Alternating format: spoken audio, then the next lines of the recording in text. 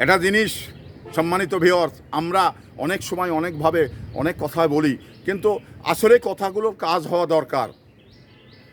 যেমন এই বাংলাদেশ এটি স্বাধীন সার্বভৌমত্ব দেশ।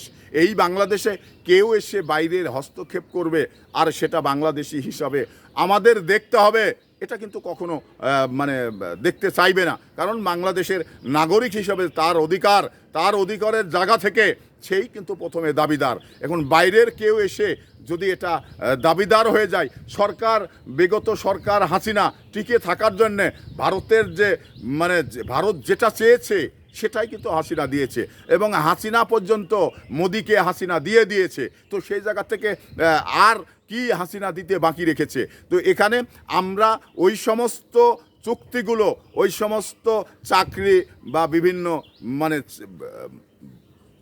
বিনিয়োগ বা অন্যান্য যে বিষয়গুলো, সেটা সমস্ত চুক্তি ভারতের সঙ্গে বাদ করতে হবে। কারণ ভারত আমাদের কিচ্ছু দেয়নি, বরং আমাদের কাছ থেকে নিয়েছে।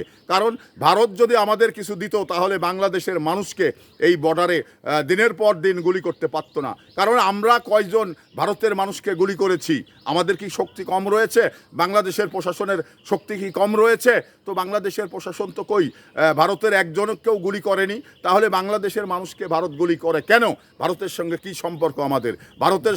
ভারতের সাথে সম্পর্ক হলো, সেটা হলো হাসিনার স্বামী স্ত্রীর সম্পর্ক। হাসিনা দিয়েছে, আমরা তো এতটুকু দিব না। তো সেই জায়গা থেকে সকল চুক্তি ভারতের সঙ্গে বাংলাদেশের রয়েছে, এগুলো বন্ধ করে দিতে হবে।